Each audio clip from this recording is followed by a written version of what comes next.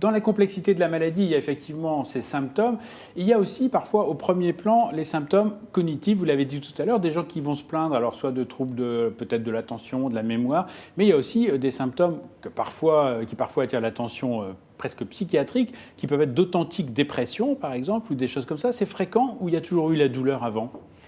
Alors, tout dépend si on parle de dépression, de fibromyalgie, de dépression masquée ou de dépression associée à la fibromyalgie. Alors allez-y, démêlez-nous ça. Ça fait beaucoup de choses, donc c'est un peu compliqué, mais on va dire que la fibromyalgie, ce n'est pas une dépression, d'accord? Mais qu'il peut y avoir ce qu'on appelle des dépressions masquées, c'est-à-dire des dépressions qui ne ressemblent pas à des dépressions, c'est-à-dire que les patients ont beaucoup plus de symptômes physiques que de symptômes psychiques. Ils ne sont pas forcément ralentis, ils n'ont pas forcément un trouble de l'humeur avec une tristesse de l'humeur, mais ils vont avoir des douleurs.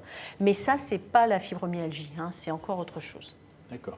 Alors, ce qu'il faut savoir, c'est que la plupart des douloureux chroniques, fibromyalgie compris, vont souvent, secondairement, tomber en dépression, parce que c'est une maladie qui est épuisante, et du coup, ils vont se retrouver à avoir aussi une dépression associée ou une dépression secondaire. Et puis, la dépression elle-même expose à la fibromyalgie. Donc, vous voyez, les intrications sont très fréquentes.